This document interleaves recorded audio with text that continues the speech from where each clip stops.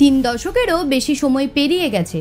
সময়ের স্রোতে অনেক কিছু বদলে গেছে, কিন্তু একটা সফর, একটা কূটনৈতিক সম্পর্ক যেটা থমকে ছিল দীর্ঘদিন ধরে, তা কি আবার শুরু হতে চলেছে?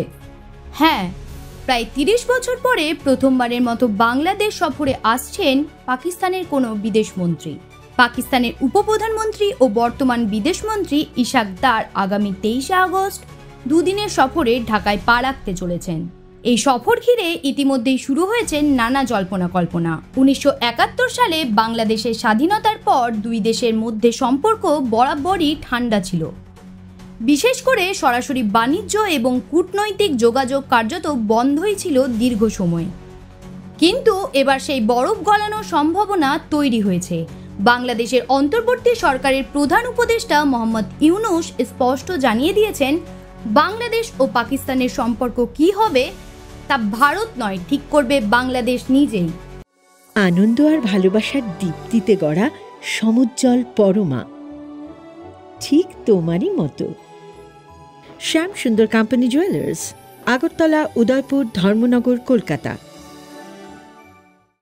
এমন মন্তব্য এসেছে ঠিক সেই সময় যখন ইসলামাবাদ ও ঢাকার নতুন করে দ্বিপাক্ষিক সম্পর্ক গড়ে তোলার ইচ্ছা প্রকাশ পেয়েছে দুই দেশের প্রশাসনিক স্তরে।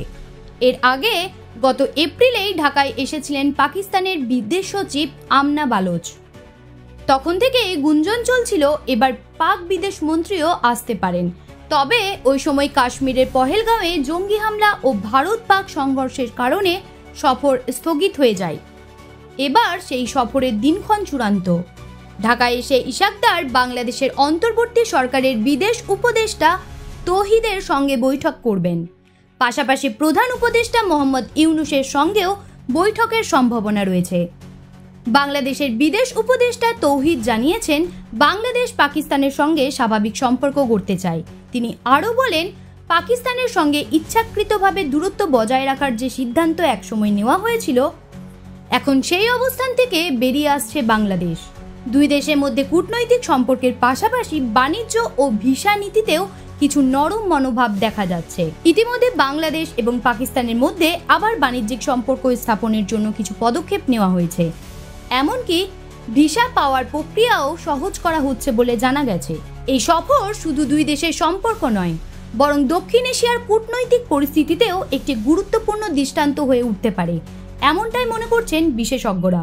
৩ দশক পরের এই সফর পাকিস্তানের একজন বিদেশমন্ত্রীর ঢাকা আসা সত্যি এক ঐতিহাসিক মুহূর্ত।